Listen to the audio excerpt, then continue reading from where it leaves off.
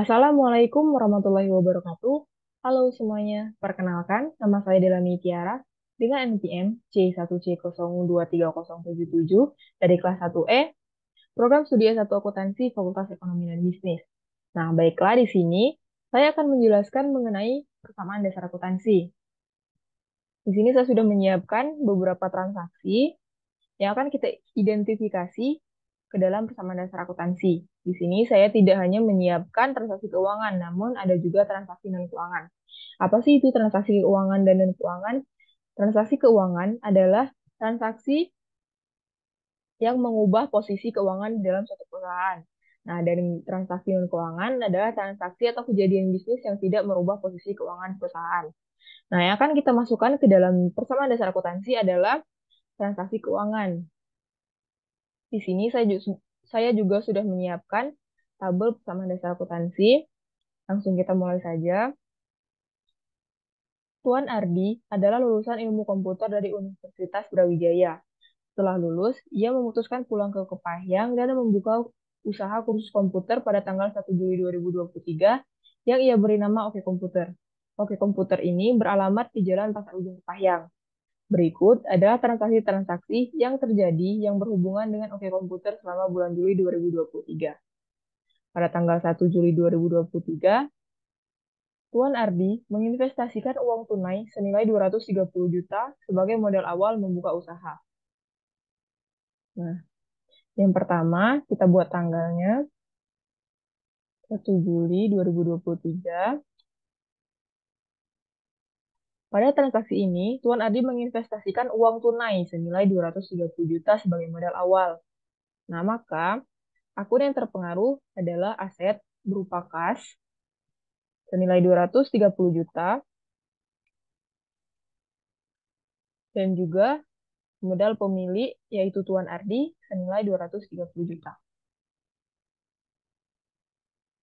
Akun kas bertambah karena Tuan Ardi menginvestasikan uang tunai, modal awal berupa uang tunai sehingga menambah kas dan juga modal pemilik atau owner equity. Kita lanjut pada tanggal 2, menyewa ruko untuk tempat usaha selama 1 tahun ke depan di Jalan Pasar Ujung senilai 30 juta secara tunai. Nah, pada tanggal 2,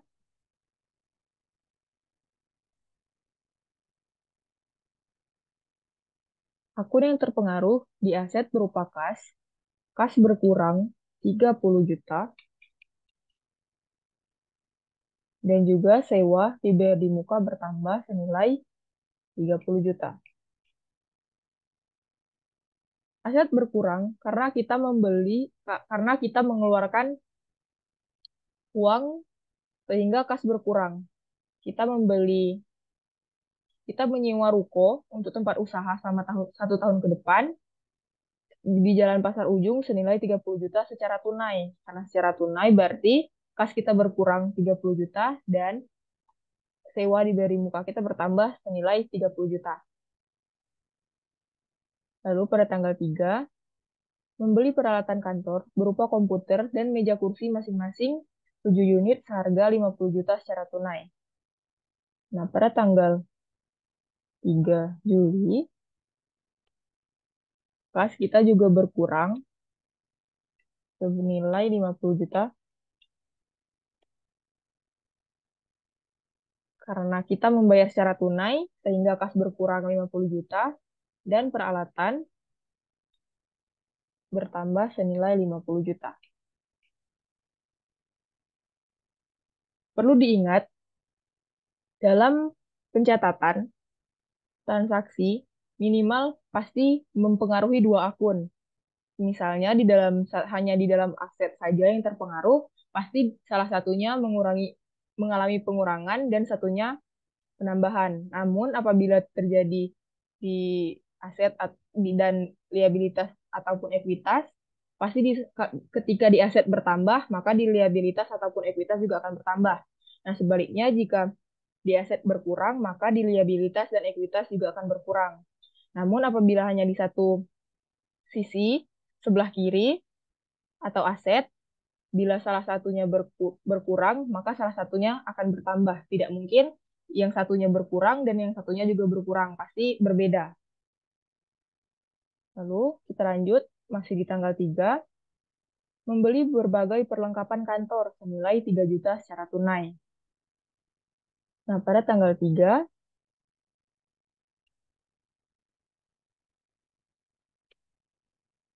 di sini juga akun yang terpengaruh adalah kas berkurang 3 juta karena membeli secara tunai dan juga perlengkapan kita bertambah 3 juta.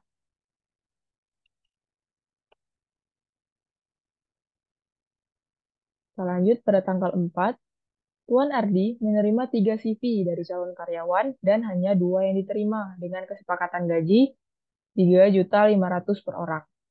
Nah, pada transaksi ini merupakan transaksi non-keuangan. Kenapa disebut begitu? Karena transaksi ini tidak mempengaruhi posisi keuangan perusahaan. Karena Tuan Ardi hanya menerima 3 CV dan hanya 2 yang diterima. Baru dengan kesepakatan gaji 3.500.000. Transaksi ini belum mengubah atau mempengaruhi posisi keuangan perusahaan. Jadi ini merupakan transaksi non-keuangan. Lanjut, pada tanggal 5, Oke Komputer membayar biaya iklan atas pemasangan spanduk sebesar 500.000. Nah, maka bentar pada tanggal 5,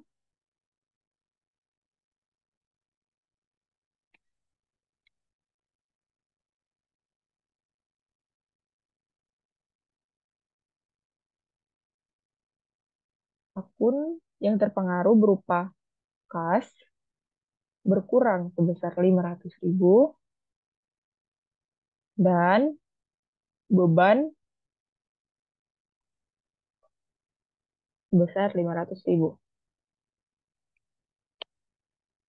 Kenapa biaya iklan disebut sebagai beban?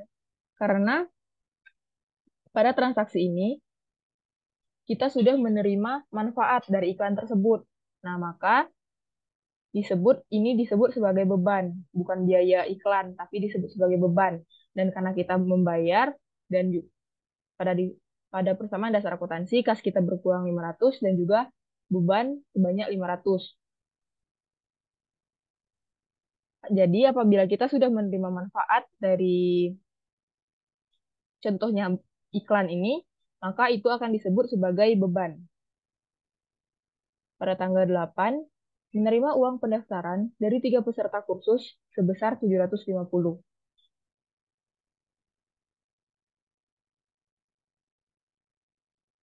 Pada transaksi tanggal 8, akun yang terpengaruh adalah kas kita bertambah 750.000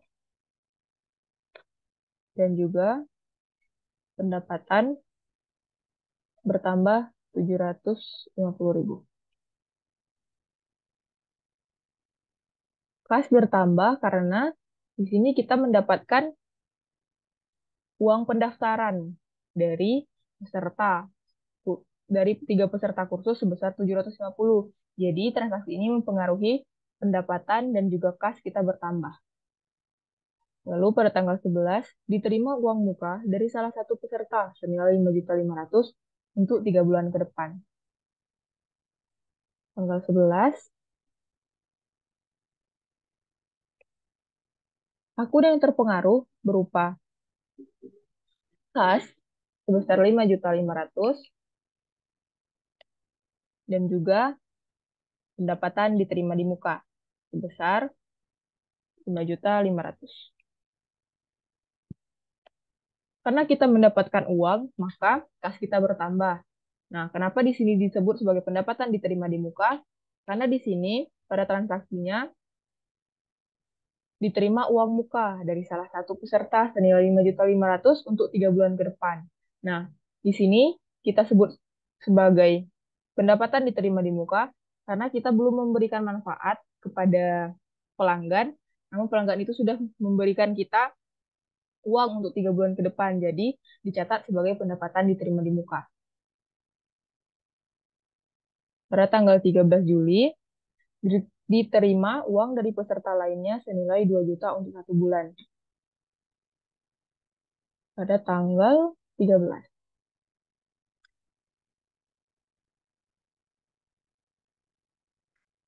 Nah, pada transaksi ini sama seperti tanggal 11, kita menerima pendapatan uang dibayar di muka senilai 2 juta. Oh, maaf, 2 juta.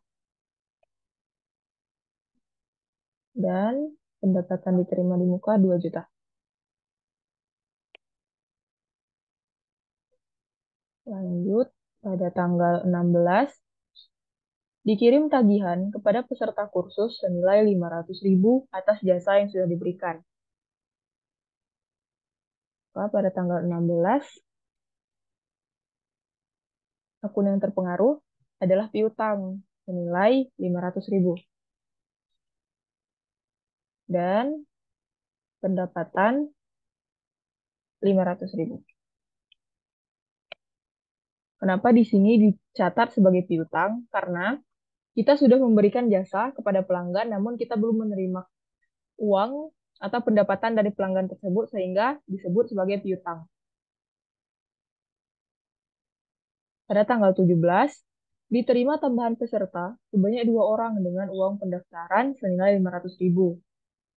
Pada tanggal 17, kita mendapat pendapatan, mendapat uang, jadi menambah cash sebesar 500.000, dan juga pendapatan 500.000.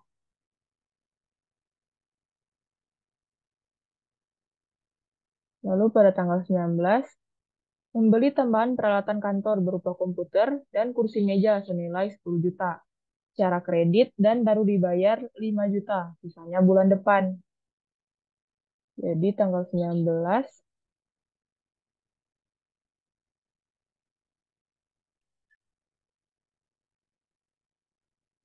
akun yang terpengaruh adalah peralatan, karena kita membeli peralatan senilai 10 juta, baru dibayar senilai 5 juta, artinya kas kita berkurang 5 juta.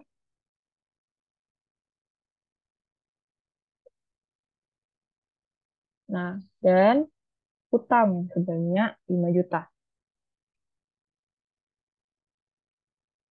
Kenapa disebut hutang? Karena kita membeli peralatan sebanyak 10 juta, namun baru dibayar 5 juta. Jadi sisanya kita sebut sebagai hutang. Lalu pada tanggal 21, menerima uang senilai 500.000 dari tagihan yang dikirim tanggal 16. Nah, di sini tanggal 16 kita mengirim tagihan kepada peserta kursus senilai 500.000 atas jasa yang sudah diberikan. Nah, dan baru dibayar pada tanggal 21 menerima uang senilai 500.000 dari tagihan yang dikirim pada tanggal 16. Maka di sini tanggal 21 kita mendapat tambahan kas senilai 500.000 dan juga piutang kita berkurang 500.000.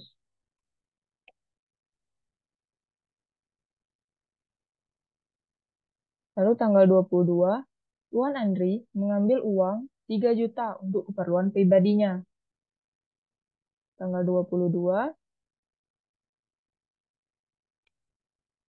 Tuan Andri mengambil uang 3 juta untuk kepentingan pribadinya. Nah, di sini artinya kas kita berkurang karena Tuan Andri mengambil uang 3 juta, jadi berkurang 3 juta. Dan di sini juga berkurang pengambilan pribadi atau biasa disebut price, sebesar 3 juta juga.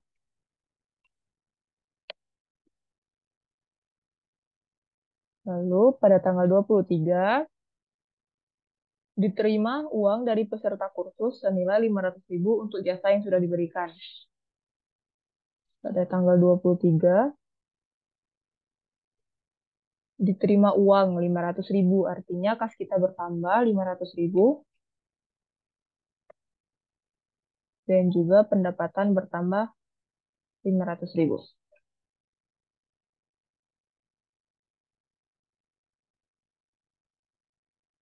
Lalu tanggal 25 mendapat telepon dari anak SMA yang bertanya mengenai harga paketan kursus. Nah, pada transaksi ini juga merupakan transaksi non keuangan karena pada transaksi ini tidak mengubah posisi keuangan perusahaan. Di sini hanya tertera mendapat telepon dari anak SMA yang bertanya mengenai harga paketan kursus. Ini merupakan kejadian bisnis namun bukan termasuk transaksi keuangan. Ini masuknya ke transaksi non keuangan karena tidak mengubah posisi keuangan perusahaan. Nah, lanjut pada tanggal 27, diterima uang senilai 5.500.000 dari peserta untuk 3 bulan. Tanggal 27,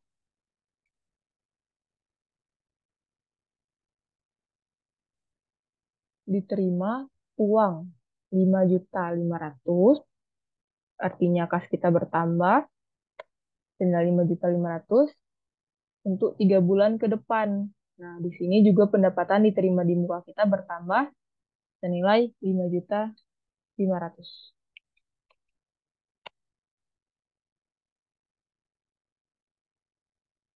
Pada tanggal 30, membayar biaya listrik, air, dan telepon sebesar 2 juta. Pada tanggal 30, membayar biaya listrik, air, dan telepon. Artinya, kas kita berkurang 2 juta dan beban banyak 2 juta. Mengapa disebut sebagai beban? Sama seperti transaksi pada tanggal 5, disebut sebagai beban karena kita sudah menerima manfaat dari listrik, air, dan telepon, sehingga ketika membayar biaya listrik, air, dan telepon itu dicatat sebagai beban. Nah, yang terakhir, pada tanggal 31 Juli 2023, membayar gaji karyawan OK Komputer untuk bulan Juli 2023 sebesar 7 juta. Nah, maka tanggal 31 Juli, akun yang terpengaruh juga adalah kas berkurang 7 juta karena kita membayar gaji karyawan dan juga dicatat sebagai beban sebanyak 7 juta. Ini juga dicatat sebagai beban karena kita sudah menerima manfaat dari karyawan, dari pegawai. Jadi dicatat sebagai beban gaji biasanya namanya. Nah, di sini kita sudah menyelesaikan transaksinya sehingga kita tinggal menghitung berapa nominal pada setiap akun. Yang pertama pada akun kas, kita hitung hasilnya.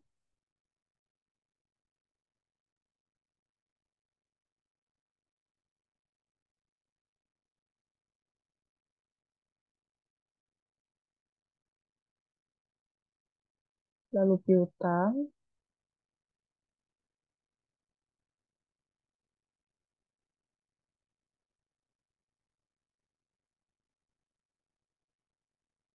lalu aset, sewa dibayar di muka,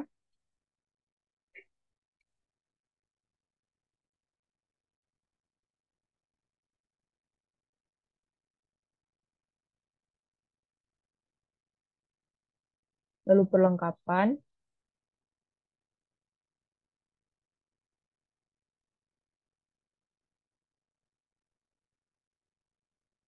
lalu peralatan,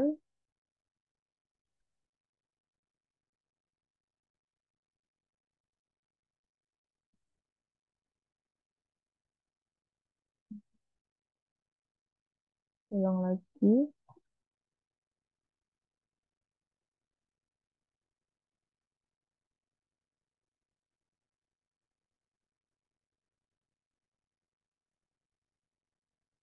lalu utang usaha,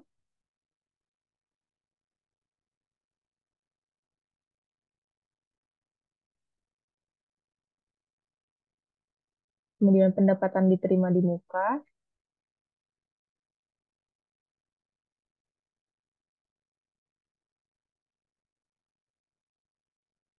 lalu modal pemilik,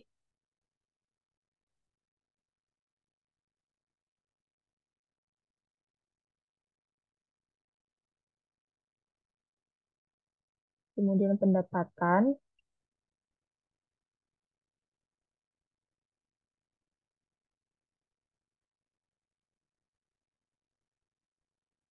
selanjutnya beban,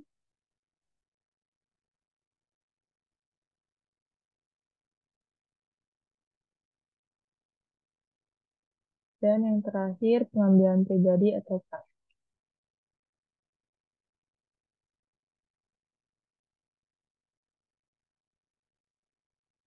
Nah, di sini kita sudah mendapatkan hasil dari akun-akun, tinggal kita jumlahkan. Yang pertama pada aset,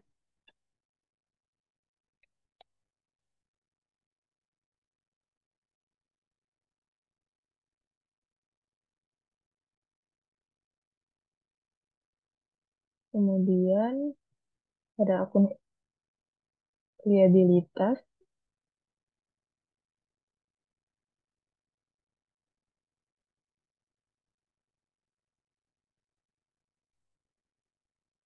pendapatan diterima di muka,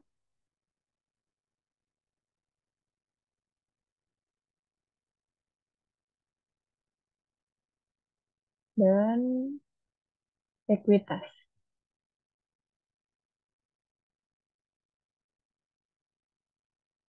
Berupa modal pemilik ditambah pendapatan, lalu dikurang beban, dan dikurangi dengan pengambilan pribadi atau price. Yang terakhir, kita jumlahkan antara liabilitas dan ekuitas.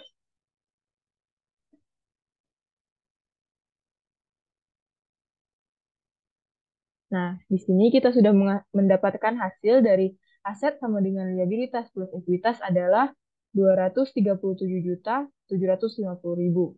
Nah, di sini hasilnya sudah balance atau sama. Nah, berarti pencatatan kita sudah selesai. Nah, baiklah, hanya itu saja penjelasan dari saya. Apabila ada kesalahan, saya mohon maaf. Saya akhiri. Wassalamualaikum warahmatullahi wabarakatuh. Audio Jungle.